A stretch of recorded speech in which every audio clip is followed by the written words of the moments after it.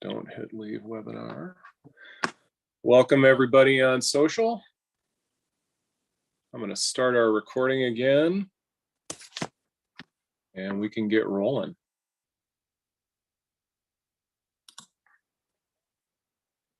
Hey Derek, how you doing today? I'm good. How are you? I'm ready to run into the fog with you once again, this time for the 50th time today. Can you believe it? I can believe it, but for a couple Hanyaks from Wisconsin who only just started this podcast not even 18 months ago, to hit number 50 by this point, I think is something to celebrate. Yeah, right on, right on. One of these. Well, we've got a really special guest today, Teresa Pfeiffer. Teresa, let's get you on here and learn all about you. Welcome to Running Into the Fog, Teresa. How are you? Thank you for the invite. It's great to be here. I'm doing great. Well, we're super excited to have you on today. Before we get started, I want everybody to take a look at this QR code that's on your screen. If you're on social right now and you're streaming over on social, Privyet, Rossiyskaya Svet Robotov. I like to greet the Russian botnets in their native language as usual. Glad you're here, but you can't stay past the half-hour mark unless you scan that QR code and go register to join the webinar bridge. So scan the QR code, register on the Open Recon site, come back here to the bridge, and maybe you'll get a chance in the second half to be an interlocutor with Teresa yourself, which is my second call to action for our attendees today. If you're in the audience today and you would like to get 10 minutes with Teresa in the second half of the hour to ask her pretty much anything you want, it's why we call it unspeakable. Remember, you can cuss if you want, all that stuff. It's all, it's basically a free-for-all. Raise your hand and let me know. And let me know in the chat, and we'll get you sequenced in there. We've got up to 3 of them. All right. So Terry Thiel, as always. Terry, you're number 1, my man.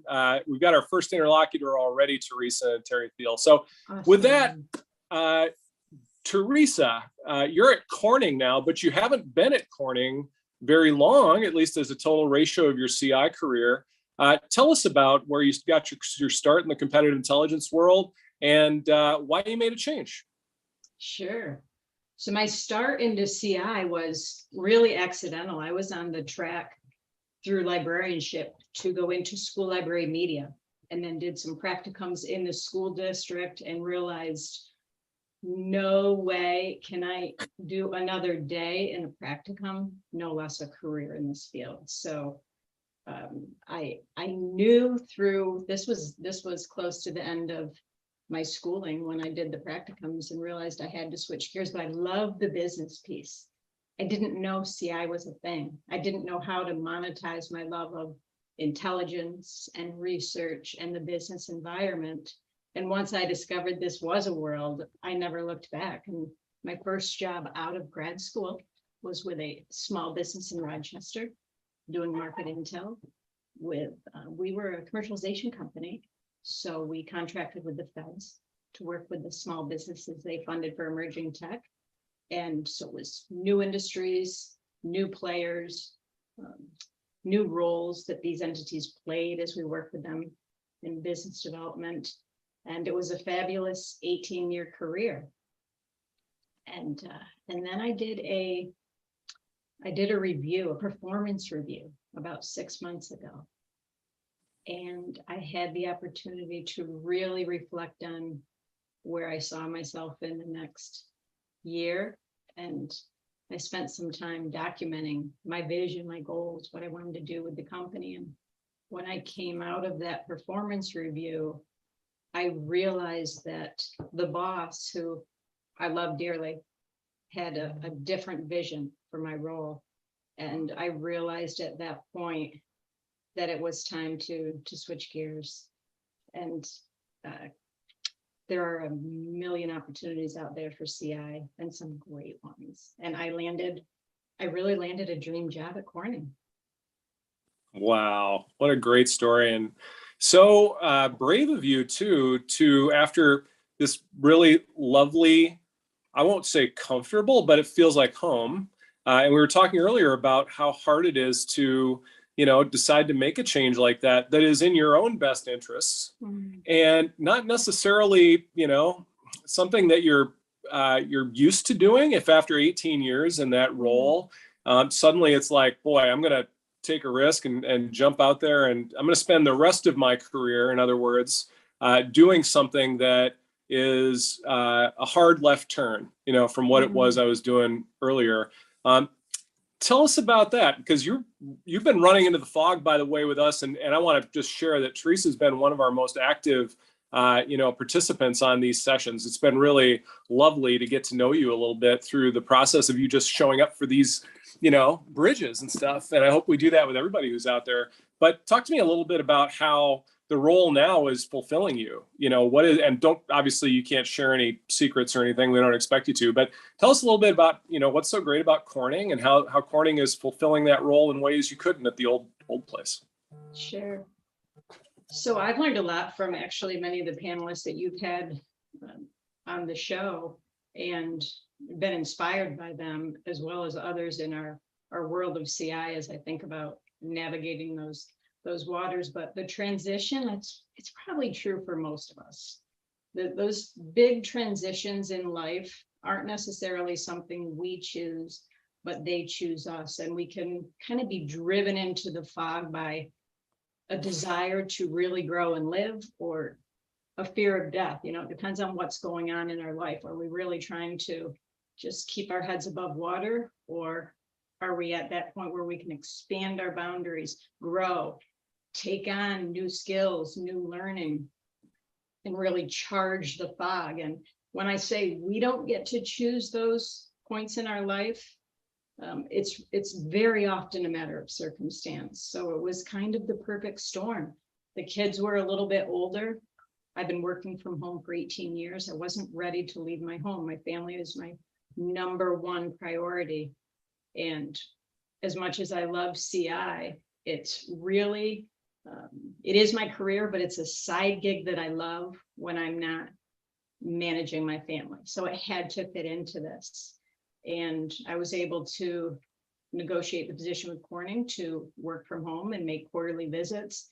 What I love about the new role is I wanted to be engaged more in strategy.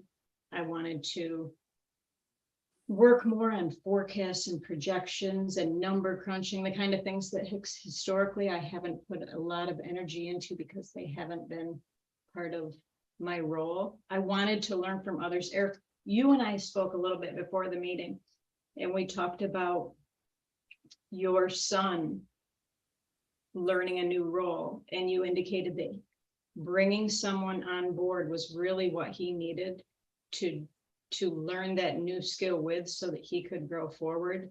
And that is exactly what I wanted when I joined a larger company. I wanted those other people that I could crawl on board with and learn from them, knowing I never ever will be the smartest in the room, the smartest at the table, but I'm always ready to learn, and I want to be surrounded by bright minds that I can learn from. And it's exactly where I'm at.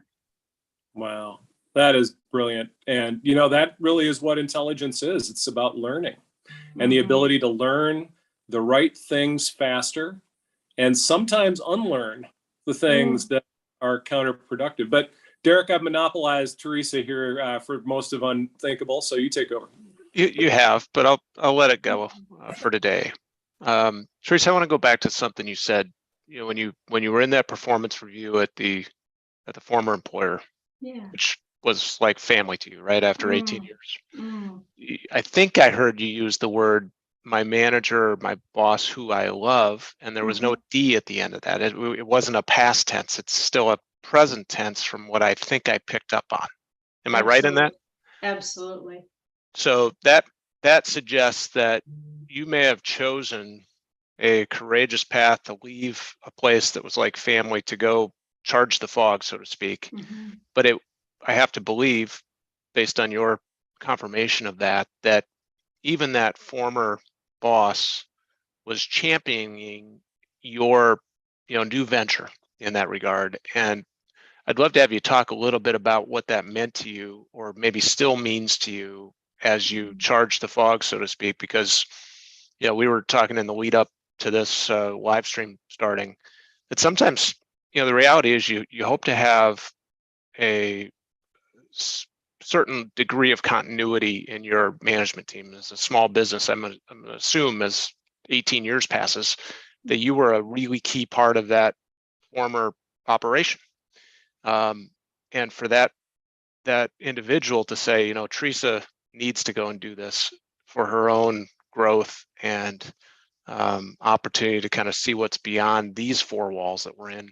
Can you talk a little bit about what that attitude of that now former boss meant to you and still means to you as you continue to navigate the uncertainty of, not at this point, the uncertainty of the new role, but just the uncertainty of a professional career out in the world that doesn't yet have the staying power of an 18-year career behind it? Sure. You know, that it is a great point.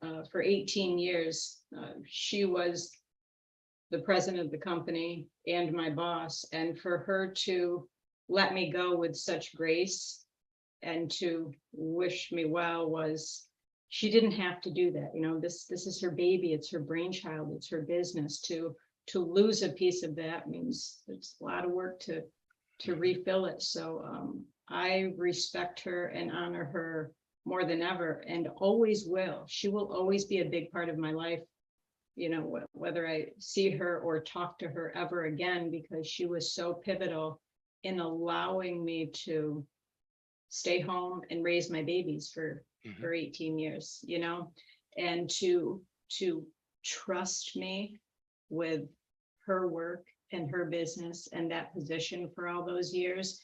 And to be able to reflect on that and realize when you do lose someone, or, you know, their plan does not align with yours,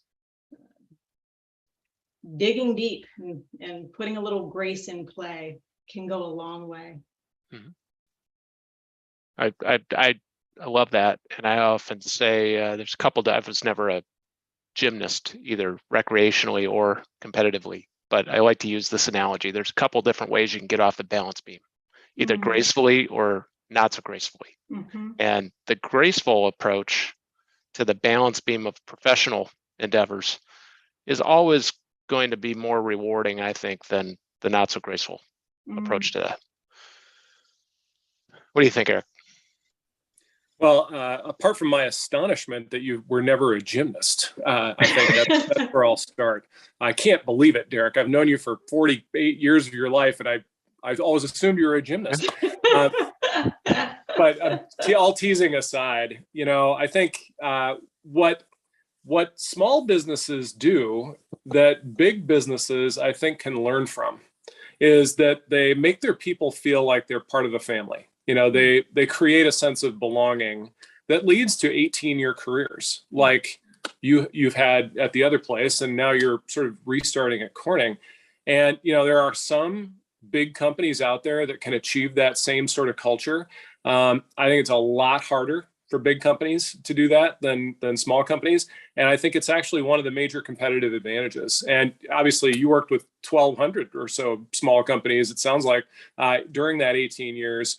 Tell us a little bit about, you know, the advantages of being small as a competitor, and now as a competitive analyst for Corning.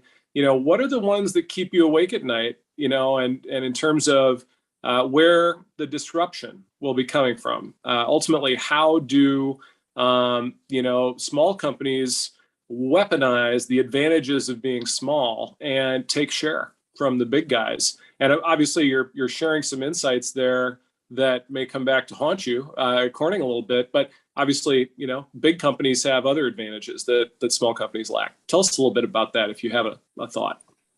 Sure, it's true. And even leaving Dawnbreaker and Corning and their processes out of the mix, I think with a small biz, you have more flexibility. Your access to resources may be a little bit different, but you can pick up the phone and make calls a little bit easier. You have different strategies for gathering intelligence. There's not quite as much on the line when you are with a larger corporation and their name is on the line when you pick up the phone to make that call, right? So there are different legal measures in place. There's different resources. You have different teams. Sometimes with small business, it's a matter of you get out there and you get it done. You have your objectives, you have your questions, your point of interest, just go get it done and bring it back to the boss. With larger corporations, you have a team. So whatever that singular voice of truth is, you collectively come together on it and you collectively have to argue that. So there's a lot less working in solitude on objectives. So this is a little different, but it is intentionally what I had signed on for.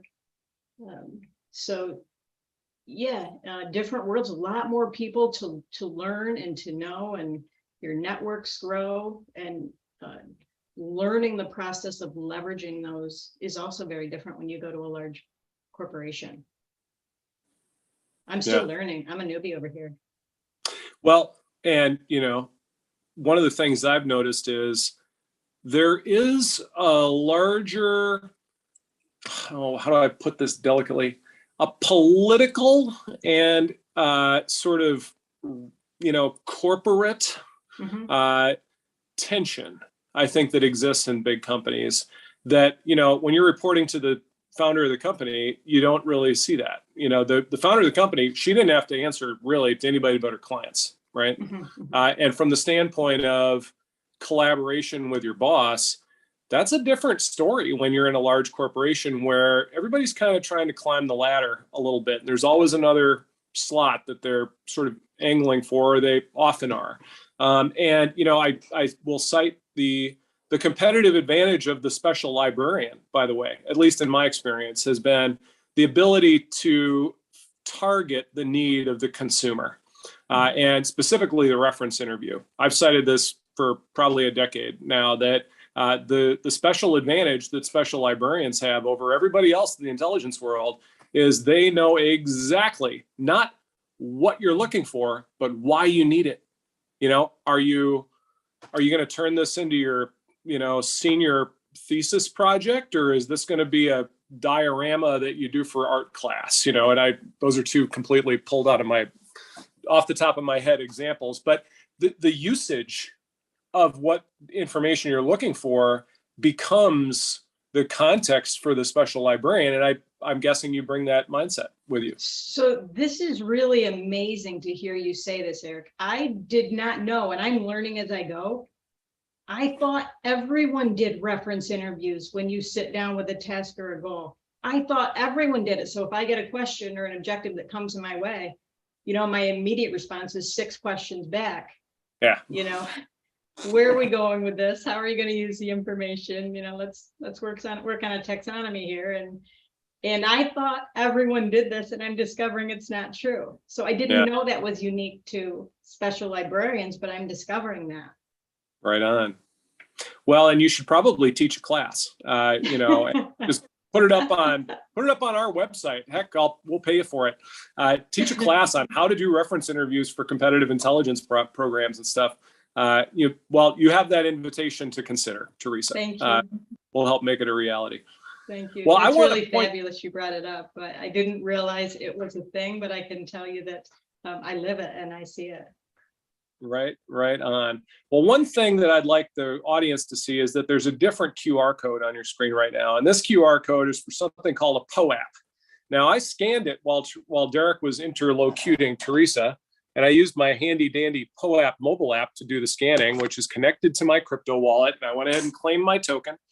These tokens are being used to give access privileges to things that just showing up for things won't provide you. So this whole system will be starting to unroll here now in the fall and over winter, where we're going to have a whole bunch of very exciting things that POAPs are good for. But proof of attendance protocol tokens are something that we started doing when we started live streaming about 6 months ago, maybe a little less than that. And it's something that we've had a lot of fun with. And now as we build out the incentive structure behind that, hopefully we get a few people scanning. So that's one thing I wanted to say. There will be a different QR code for Unspeakable, because those of you who are on the social stream right now, we don't know who you are. So you could be anyone. You could be anybody. You might not even be a human being right now who's scanning those QR codes. And we run into some of that. So there is a little bit of a proof of humanity barrier that people have to jump. But Teresa Have you gotten your crypto wallet connected up with our POAP system yet? And it's okay to say no, because I've found out that almost very few people who tune into the live stream so far have done that, but it's going to become something that's a little bigger part of the show. So I scan the POAP every show. Awesome. I don't know if there's another step I need to be taking beyond that, but I get a notification after I scan it. So I think I'm in good shape.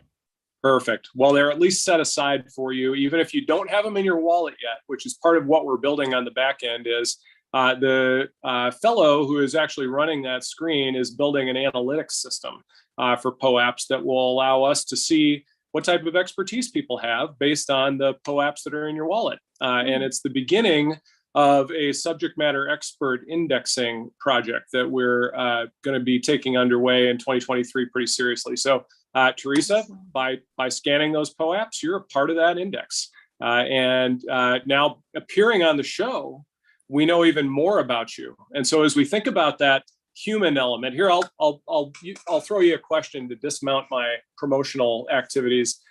What about human intelligence? Human intelligence that I think librarians are often thought of as being focused on the explicit sort of document-based, reference library style intelligence sources, when I think that reference librarians can often be some of the best human intelligence collectors out there because of that reference interview instinct. Mm-hmm. You instantly go to usage and to context for what is the use case for this thing.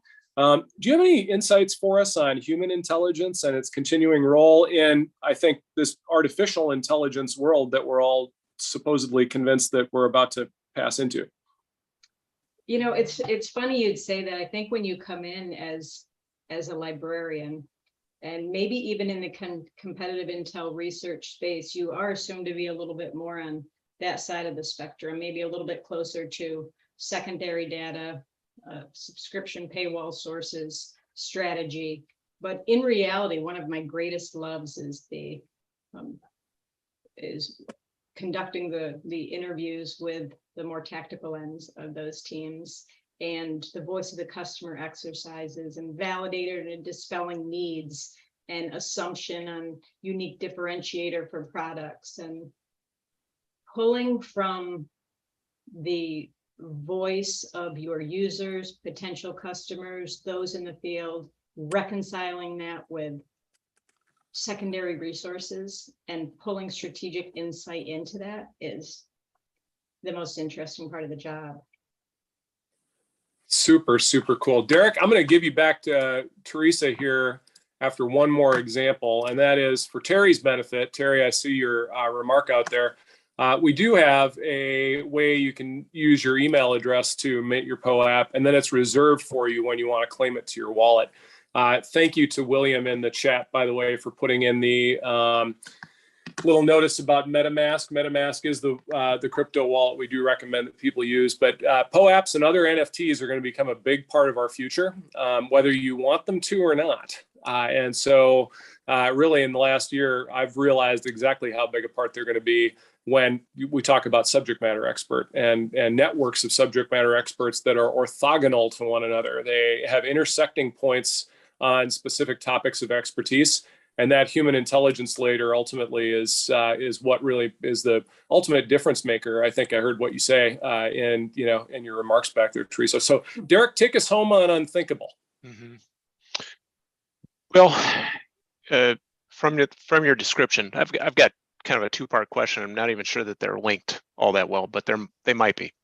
In the description, your bio, Teresa, you talk about what becomes evident to me in that description is that you're committed to a service, a life of service in one way or another. Would it be to your family, your kids, your jobs, other interests, community boards that you serve on that were referenced in that biography?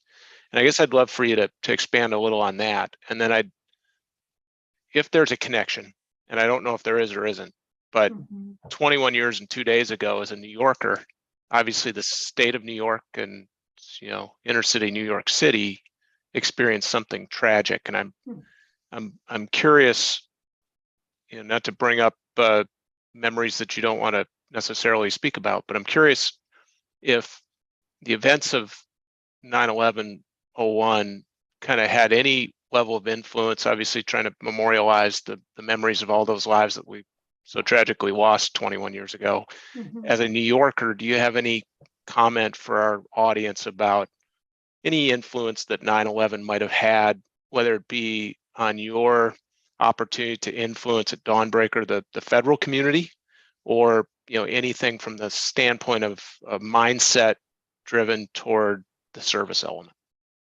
Sure. Great question. So when 9/11 happened, I had taken a flight from Jersey to San Francisco en route to Southeast Asia to Laos. So when 9/11 happened, I was in Laos. And I remember getting a bit of pushback because here I am in a country where many years before bombing and war, the remnants of this were apparent everywhere around us. And what I've realized that some of our investors back here on US soil had pulled out. I was working in the coffee industry. They pulled out of some investments in that space. And I realized that all that really matters to small communities is what's in their small circle, in their small world. So while New York was still part of my small world, it wasn't part of their small world. And my job and my life and my world relied on those around me at that moment. And so I always try and honor that perspective, no matter who I'm working with, in what community, that when you look at needs and drivers and what matters, even whether it's small business, economic development of your 501c3 communities, what matters to them is whatever their small world is there at that moment. And that has to be honored, and those needs are what you're addressing it, whether it's from a CI or a human perspective. I love that. Thanks for fielding kind of a difficult question, especially this time of year, right? We can talk more about that if the audience has questions around it here in the second half. But I think the chance to be kind of bigger than our professional endeavors, is what I appreciate most about you, Teresa. You've come on this show many, many times over the last, really since we turned it into a live stream 18 or so episodes ago. And I don't know that I bet I could count on my one hand how many you've missed in that 18. And just really want to celebrate your commitment to joining the Johnson brothers on this podcast. And I love to hear that you've learned some things, along the way. I certainly learn things from all of our guests every single week. For sure. What other questions do you have for Teresa, Eric? Well, my only question is for the audience, and that is for those of you on social who've not yet scanned that QR code on your screen. Thank you, William, for being proactive with that and registered to join the bridge. It's time to say goodbye. So it's been nice having you. And for all our Russian botnets out there, до свидания. Российская сеть работов. We'll see you next Tuesday. And I have a special announcement actually to make for those of you on social streaming. We're going to be switching to Wednesdays in October. We're going to change this up. So Teresa, I hope it doesn't ruin your ability to join us. Tuesdays are a little suboptimal from Wednesdays. So we're going to try a Wednesday shift. What's the date that we're shifting, Derek? Can you remind me? I think it's going to be around the 19th of October. Mid-October. So yeah. There'll be an announcement. You'll get an announcement on social and elsewhere. Those of you who are signed up to be here will receive an email about that. But we have our second interlocutor, Bob McBrien, has stepped forward. And Bob, we're looking forward to having you on as interlocutor number 2 today. We've got one slot left for number 3. And in the interest of diversity, one of you ladies out there should step forward because there's too many dudes on this show already. And Teresa, you've considerably improved the optics of this collaborative space. When Terry gets here, we're going to get off the screen, so then it'll be a little more balanced. Bob, I've never met you, but I'm looking forward to having you on. And if we could get one of the ladies in the audience to join, take us home, that would be awesome. But we're going to say goodbye to everybody on social. Come back next time and join us. Your last chance to scan that QR